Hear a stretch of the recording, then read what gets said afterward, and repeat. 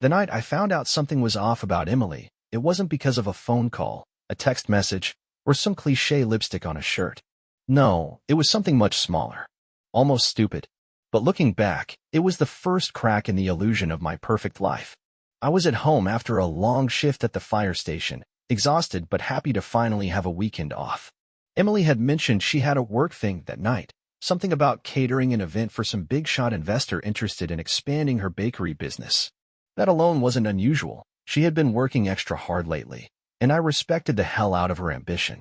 But what caught my attention was something that seemed so insignificant at first. I had come home to find her wedding ring sitting on the bathroom sink. At first, I didn't think much of it. Maybe she took it off while getting ready. Maybe it slipped off while washing her hands. But then I noticed something else. Next to it, there was a small bottle of perfume, one she never wore around me. I picked it up and sprayed a little on my wrist, instantly recognizing the scent, not because she wore it, but because it was the same one I had smelled on her when she came home late the past few weekends. That was when the nagging doubt in my gut turned into something real. I tried to ignore it. I really did. I went through the usual routine, made some dinner, put on a movie, even poured myself a drink to relax. But the thought of that ring sitting there, the perfume, the late nights, it all started piecing together in my head like a puzzle I didn't want to finish. So I did something I never thought I'd do. I decided to check on her. Not in a paranoid, jealous husband way. Just to make sure. At least, that's what I told myself. I drove to where she said she'd be, the upscale event hall downtown where she supposedly had the catering job. It wasn't a far drive, but it felt like the longest one of my life. The place was packed when I got there, elegant cars lining the valet station, guests in expensive suits and dresses stepping out into the grand lobby. I parked a little further away and walked up, trying to keep myself calm. I didn't have an exact plan, but I figured I'd peek in, maybe say I was dropping something off if she saw me. The moment I stepped inside, though, I knew something wasn't right. I had been to plenty of these events before, usually as a plus one for Emily whenever she was networking. And I knew her catering staff, recognized the uniforms they wore, even the types of dishes they usually served. But as I scanned the room, I didn't see anyone I recognized. No one from her bakery. No trays of her signature pastries. Nothing. That's when I spotted her. Not in the kitchen, not setting up a dessert table, but sitting at a private booth near the bar, sipping on a cocktail and laughing. And she wasn't alone. Across from her was a man, older than me, maybe late 40s, wearing an expensive watch and a suit that screamed money. He leaned in close, whispering something in her ear, and she smiled, the kind of smile she used to give me when we first started dating. The kind of smile that said she was enjoying every second of it. For a moment, I just stood there, frozen. My body was telling me to walk up to her, to demand an explanation, to make a scene, but my mind was still trying to convince me that maybe there was an innocent reason for this. Maybe he was just a client. Maybe this was a business meeting. But then, as if fate decided to put the final nail in the coffin, I saw her reach under the table and place her hand on his knee. Not a casual touch. Not something you do to a business associate. My hands clenched into fists, my pulse pounding in my ears. I turned around and walked out before I did something I couldn't take back. I wasn't ready to confront her. Not yet. I needed time to think, to figure out what the hell I was going to do. But one thing was clear, Emily had been lying to me. And I was going to find out just how deep that lie went. I didn't sleep that night. I tried, but every time I closed my eyes, I saw her sitting at that table, leaning in too close, her hand on his knee. It didn't matter how many times I told myself I needed to calm down and think rationally. My body refused to listen. My mind kept running in circles, searching for a way to make this make sense. I could still hear her voice from earlier that morning, kissing me goodbye, telling me not to wait up. Lying like it was the easiest thing in the world. At some point, I grabbed a beer from the fridge, sat at the kitchen table, and just stared at the wedding ring she had left behind. I thought about everything we had been through, every moment we had built together, and wondered if any of it had been real. I ran through all the possible scenarios. Maybe it was just business. Maybe I was jumping to conclusions. But deep down, I knew better. There was no innocent explanation for the way she touched him. That wasn't a handshake. That wasn't professional courtesy. That was something else. Something I wasn't supposed to see. By the time the sun started rising, I had made up my mind. I wasn't going to sit around waiting for her to come home and feed me another lie. I needed answers, and I needed them now. I grabbed my keys and drove back downtown. If she was still with him, I was going to find out. When I pulled up near the event hall, The parking lot was nearly empty. The big party was over, and the guests had all gone home. I scanned the area for Emily's car, but it wasn't there. Instead, I spotted something else, her bakery van, parked a block away near a small boutique hotel. My stomach tightened. I parked across the street and watched the entrance. 10 minutes passed. Then 20. Nothing. Then the door opened. Emily stepped out first, her hair slightly messy, her makeup not as perfect as it had been the night before. She wasn't wearing the same dress. She had changed into a more casual outfit, jeans and a blouse, like she was just another tourist leaving a hotel after a comfortable stay. A few seconds later, the man from the bar walked out behind her, adjusting the cuff of his expensive suit, looking far too at ease for someone who had spent the night alone. They didn't kiss, didn't hold hands, but they didn't have to. The damage was done. I gripped the steering wheel so tightly my knuckles ached. I could feel the heat rising in my face, the adrenaline flooding my system, every nerve in my body screaming at me to get out of the car and confront her right there. But I didn't. Not yet. Instead, I watched as they spoke for a moment, standing too close, before he casually walked away toward his own car. Emily stayed behind, checking her phone, completely unaware that I was sitting right there, watching every move she made. I forced myself to take a deep breath, to control the shaking in my hands before stepping out of the car. My legs felt heavy, like they weren't even mine, but I walked across the street anyway. I stopped a few feet away from her, waiting for her to notice me. When she finally looked up from her phone and saw me standing there, the color drained from her face. "Daniel." Her voice barely came out, a mixture of shock and panic. I didn't speak right away. I wanted to see if she'd come up with an excuse, if she'd try to explain away why she was standing outside a hotel at 7 in the morning after spending the night with another man. But she didn't say anything. She just stared at me, frozen in place. "So, this is what late-night catering looks like?" My voice was calmer than I expected, but the anger was burning just beneath the surface. She swallowed hard, her hands gripping her phone like it was the only thing keeping her steady. "I can explain." "Yeah." I nodded, crossing my arms. "Go ahead. Explain." She hesitated. "It's not what you think." I laughed, but there was nothing funny about any of this. Don't insult me with that. I saw you with him. I saw you touching him. I saw you walk out of a hotel with him just now." She looked around, like she was hoping no one else was listening. "Can we not do this here?" I took a step closer. "Oh, now you care about privacy? You weren't worried about that when you were sneaking around with him." Her lips pressed together, her jaw tightening like she was trying to hold back whatever excuse she was about to throw at me. "I didn't. I mean, it just happened." I stared at her, shaking my head. "No, Emily. Things like this don't just happen. You made a choice." She ran a hand through her hair, exhaling sharply. "I didn't plan for this, Daniel. I swear." I felt something inside me snap. "You didn't plan for it? That's the best you've got? You left your wedding ring at home. You changed your clothes. You lied straight to my face about where you were going. But sure, let's pretend this was just some big accident." She took a step toward me, reaching out like she wanted to touch my arm, but I pulled back. "Daniel, please. Just let me explain. I don't want to fight like this." I shook my head, taking another step back. "You lost the right to explain the second you decided to sleep with him." She flinched at my words, but I didn't care. I wasn't going to soften this for her. I wasn't going to make this easier. Her voice dropped lower, almost desperate. "It wasn't just about that." I laughed again, shaking my head. "Oh, that makes it so much better. Thanks for clearing that up." Her eyes filled with something guilt, regret, or maybe just frustration that she had been caught. I made a mistake. I looked at her for a long moment, letting her sit in her own words.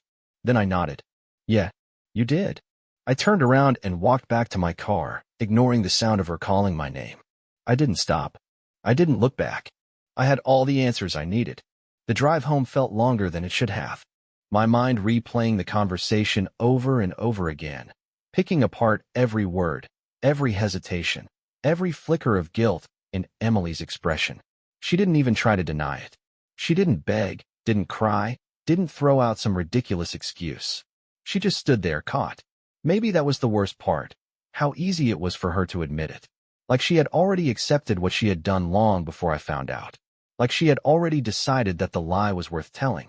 I pulled into the driveway and sat in the car for a few minutes, staring at the house we had built together, the life that had seemed so stable just a day ago. It felt different now. The front door, the windows, The porch where we used to sit on summer nights. It all felt like a set piece for a life that wasn't real anymore. I walked inside, and for the first time in my life, the house felt empty even though nothing had changed. Her shoes were still by the door, her favorite mug was still on the kitchen counter from the morning before, but none of it meant anything anymore. I sat down at the table, the same spot where I had spent last night staring at her wedding ring, and waited. I knew she would come home eventually, and I wanted to see how she would walk through that door after what had happened. I wanted to see if she would pretend like nothing was wrong, if she would try to push this away and act like we could just move past it. I wanted to hear what she would say when she had time to think of something better than, "I made a mistake." An hour passed, then two. When she finally walked in, she hesitated for just a second when she saw me sitting there, but then she dropped her bag and closed the door behind her like it was any other night. She didn't look surprised that I was waiting. If anything, she looked like she had already prepared herself for this. "I didn't know if you'd still be here," she said, her voice careful, as if she wasn't sure which version of me she was about to get. I leaned back in my chair, watching her. Where else would I be? She let out a slow breath, running a hand through her hair, before stepping further into the room. "I know you're angry." I laughed, shaking my head. "That's what you start with. You know I'm angry." She closed her eyes for a second, like she was already exhausted from this conversation before it even started. "I don't know what you want me to say." I stood up, pushing the chair back with more force than I meant to. "I want you to tell me why. I want you to tell me when this started. I want you to tell me how long you've been sneaking off to hotels while I was at home thinking you were working late." She swallowed hard, but didn't look away. "It wasn't like that." I clenched my jaw, forcing myself to stay calm. "Then tell me what it was like. Tell me how you ended up in bed with him." She looked down for a second before meeting my eyes again. "It wasn't about him, Daniel. It was about me." I scoffed, crossing my arms. "That's convenient." "I mean it," she said, her voice sharper now. "I didn't go looking for this. I wasn't planning to hurt you." I took a step closer, my voice low. "But you did." She let out a breath, shaking her head slightly. "I don't expect you to understand." "Try me," I told back. She hesitated again, like she was deciding how much to tell me. I felt like I was drowning, Daniel. Like my life was just moving forward without me actually being in control of it. Every day was the same. Every conversation predictable. I felt stuck. And then, I met him. And for the first time in a long time, I felt like I was doing something for myself. I let out a dry laugh, running a hand through my hair. "So what? I was just part of the routine? Something you needed to escape from?" Her face twisted slightly, like she hated hearing it put that way. "It wasn't about escaping you. It was about feeling like I had something that was mine." I stared at her, my hands clenched at my sides. "You had me." She exhaled, her shoulders slumping slightly. "I know." We stood there for a long moment, neither of us speaking. Finally, I broke the silence. "So what now? You tell me this and expect me to just what?" "Forgive you." She shook her head. "I don't expect anything." I nodded slowly. "Good. Because I don't think I can." She didn't cry. She didn't argue. She just stood there, accepting it, and somehow that made it even worse. I turned away from her, walking toward the stairs. "I'm going to bed. You can sleep wherever you want." She didn't say anything as I walked away. And for the first time since we got married, I didn't care. The next morning, I woke up to the sound of movement downstairs. I had barely slept, my mind refusing to shut down, replaying everything she had said the night before. I didn't feel anger anymore. It was something worse, emptiness. A hollow, sinking feeling in my chest that told me everything between us was already gone. I didn't know what my next move was, but I knew I couldn't just sit here and let her pretend this was something we could talk our way through. I got out of bed, not bothering to check if she had slept in the guest room or on the couch. It didn't matter. I walked downstairs and found her in the kitchen, making coffee like it was just another morning, like we hadn't stood in this very same space last night tearing our marriage apart. She didn't look up when I walked in, but I saw the way her shoulders stiffened slightly, like she was waiting for me to say something first. I pulled out a chair and sat down, watching her pour her coffee. She finally turned to face me, her eyes tired, her expression careful. "Do you want some?" I shook my head. "No." She nodded like she had expected that answer, setting the mug down and leaning against the counter. "I didn't think you'd still be here." I leaned back in my chair, folding my arms. "Why?" "You were hoping I'd just leave so you wouldn't have to deal with this." Her jaw tightened for a second, but she didn't look away. "I don't know what I was hoping." I tapped my fingers against the table, letting the silence stretch between us before finally speaking again. You should start packing. She blinked, the first real flash of emotion crossing her face. Packing? I nodded. Yeah. I want you out of here by the end of the day. She let out a slow breath, gripping the edge of the counter. Just like that. I stared at her, my voice steady. Just like that. She swallowed hard, glancing away for a second before meeting my eyes again. Daniel, I know I don't deserve anything from you, but can we at least talk about this before you make a decision like that? I let out a short, humorless laugh. Talk? We talked last night. You told me everything I needed to know. You made your choice, and now I'm making mine. Her grip on the counter tightened. You don't think you're acting a little fast? Maybe we need some time to figure out what this means. I cut her off before she could finish that sentence. It means our marriage is over, Emily. That's what it means. What is there to figure out? She looked at me like she was trying to find the right words, but I had no interest in hearing whatever excuse she was about to come up with. She had already lied to me for God knows how long. I wasn't going to sit here and let her waste any more of my time. I don't have anywhere to go, she finally said, her voice quieter now. I shrugged. Not my problem. Her eyes narrowed slightly. You're really kicking me out of our house like this? I stood up, placing my hands on the table as I leaned toward her. No, Emily. You kicked yourself out the second you decided to sleep with someone else. You just didn't bother telling me. She exhaled sharply, running a hand through her hair. I didn't think you'd react like this. I laughed, shaking my head. Then you never really knew me. She stared at me for a long moment, and I could see something shift in her expression, something colder. Like she had finally realized I wasn't going to break down, that I wasn't going to beg her to stay and work things out. I had already made my decision, and she could either accept it or make things harder for herself. She nodded slowly, her voice flat now. Fine. I watched as she walked past me and headed upstairs. I didn't follow. I just stood there, listening to the sound of her moving around, packing up her things, opening and closing drawers, the occasional creak of the floorboards. I didn't feel relief, not yet. Maybe I never would. But I knew one thing for certain, this was the beginning of the end. The hours dragged on while Emily was upstairs, packing her things. I sat in the living room, barely moving, just listening. Every now and then, I heard a suitcase being dragged across the floor, the creak of dresser drawers opening and closing, the dull thud of something being shoved into a bag without care. It was strange how normal it all sounded, like she was just getting ready for another trip, like this wasn't the last time she'd be walking down those stairs with her things packed, leaving for good. I thought about checking on her, about going up there, and seeing if she was actually taking everything or just what she thought she'd need for a few days. But I stopped myself. This wasn't my problem anymore. Whatever she was doing, wherever she was planning to go, it wasn't my responsibility to figure it out. At some point, I stood up, walked into the kitchen, and opened the fridge, even though I wasn't hungry. I stared at the rows of neatly arranged food, things she had bought just a few days ago, like she was planning meals for a future that didn't exist anymore. It was ridiculous. How many nights had she come home and cooked dinner for us while knowing she was sleeping with someone else? How many times had we sat at this very table, eating together, while she was already making plans to sneak off? I walked back into the living room and sat down again, staring at the empty space in front of me. I wasn't even sure how much time had passed when I finally heard her footsteps on the stairs. Slow, hesitant, like she wasn't sure if she wanted me to hear her coming down. When she stepped into the living room, she had 2 suitcases with her, one in each hand. She set them down by the door and then straightened up, rubbing her palms against her jeans like she was trying to shake off the nerves. I could see it in her face. She didn't know what to say. She glanced at me, then at the suitcases, then back at me again. So that's it. I leaned back in my chair, my arms crossed. What else is there? Her lips pressed together, and she let out a slow breath, shaking her head. I don't know. She trailed off, looking at the floor like she was searching for the right words. I didn't think it would end like this. I scoffed, shaking my head. How did you think it would end, Emily? Did you think I'd just ignore it? Pretend nothing happened? Her jaw tightened, and for a second, she looked like she was going to argue, but then she just sighed. No, I didn't think that. I nodded toward her bags. You got everything? She hesitated. Some of it.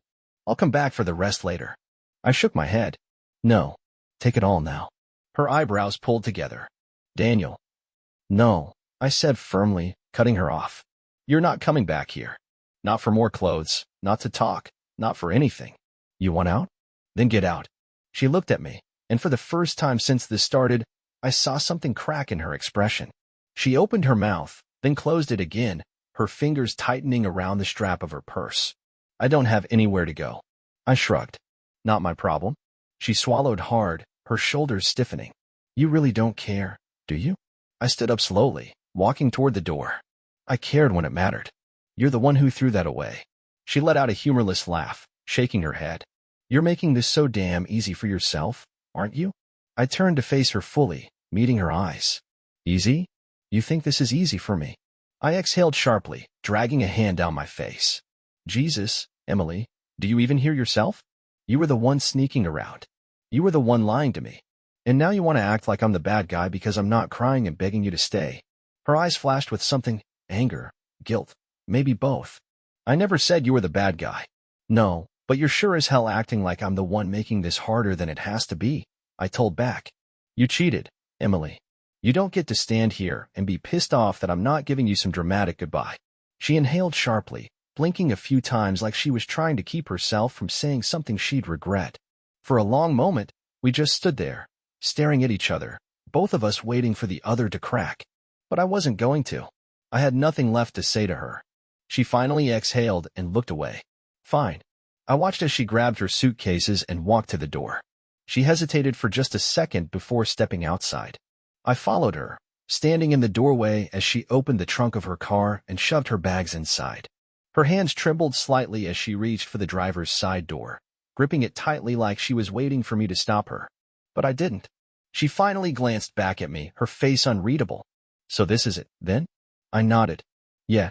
She swallowed hard, nodding slowly. Okay. She got in the car and closed the door. The engine rumbled to life, and for a moment, she just sat there, gripping the steering wheel, staring straight ahead. I stood in the doorway, arms crossed, watching. I didn't move. I didn't wave. I didn't say goodbye. And then she drove away. I stood there until her car disappeared down the street. Only then did I turn around, step back inside, and close the door behind me. The house was silent. For the first time in years, I was alone. I stood in the empty house for a long time, not really thinking, not really feeling anything. Just standing there, listening to the silence. The space around me felt heavier than before, like something had been physically removed, leaving behind a void I wasn't sure how to fill. Emily was gone. Her suitcases, her car, her voice in the other room, it was all gone. I walked into the kitchen, opened the cabinet, and grabbed a glass. I wasn't even sure what I was doing. Maybe I just needed something in my hands, something to focus on, something that wasn't the growing emptiness in my chest. I set the glass down on the counter, ran my hands over my face, and exhaled. It was over. It had to be. There was no going back from this, no second chances, no fixing what had already been broken beyond repair. The next hour passed in a blur. I started cleaning up, not because the house was messy, but because I needed to keep my hands busy. I picked up things that didn't need to be picked up, straightened objects that were already in place. I walked upstairs and opened the bedroom door, staring at the bed we had shared for years. The blankets were still slightly messy from the last time she slept there. I didn't even want to touch them. I turned around and walked into the closet. Most of her clothes were gone, but not all of them. Some things were still hanging clothes she must have thought she'd come back for. I grabbed a handful of them and tossed them onto the floor.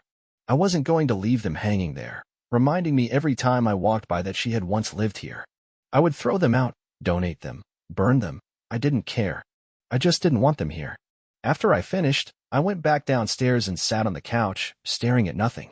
My phone was on the table in front of me, buzzing every few minutes with messages I hadn't checked. I already knew what they were. My brother had probably heard about what happened and was trying to get a hold of me. Maybe a couple of friends, maybe even Emily herself. I didn't want to read any of them. The doorbell rang. I ignored it. A few seconds passed, then another ring. I sighed, pushing myself up from the couch, already knowing who it would be. I opened the door and found my brother, Mark, standing there with a six-pack in one hand and a bag of takeout in the other. He looked at me for a second, then held up the bag. Figured you wouldn't feel like cooking. I stepped aside, letting him in. He walked straight to the kitchen, setting the food and beer on the counter before turning back to me. So, she's really gone? I nodded. Yeah. He exhaled. I grabbed one of the beers and opened it, taking a long drink before answering. Not much else to say. He leaned against the counter, watching me. You holding up? I shrugged. I don't know yet. He was quiet for a moment, then nodded toward the living room. Come on, eat something. I wasn't hungry, but I sat down anyway. He handed me one of the takeout containers and started eating his own, not forcing a conversation, just letting the silence exist between us. I appreciated that. I didn't need a speech about how I'd be fine, or how she wasn't worth it, or how time heals everything. I just needed someone to sit here and make the house feel less empty for a little while. After a few minutes, Mark finally spoke. What's next? I took another drink, considering the question. Divorce, obviously. He nodded. And after that? I let out a breath, shaking my head. No idea. He didn't push for more. We just sat there, eating, drinking, not saying much. Eventually, he finished his food and leaned back, looking at me again. Look, man, I'm not going to tell you how to feel, but you did the right thing. I nodded, even though it didn't really feel like a victory. Yeah, she's the one who ruined it, not you. I didn't respond to that. Maybe because I didn't need to. Mark stayed for another hour, making sure I ate, making sure I wasn't just sitting there drowning in my own thoughts. When he finally got up to leave, he clapped me on the shoulder. You need anything, you call me. Anytime. I nodded. Yeah, I know. He gave me one last look, then walked out. When the door closed behind him, I stood there for a moment, looking around the house. It still felt too quiet, too still, but it was mine again. No more lies, no more sneaking around behind my back, no more pretending. Just me. I walked upstairs, turned off the lights, and lay down in bed. I didn't expect to sleep, but for the first time in a long time, I did. And when I woke up, I knew that this was the first day of something new.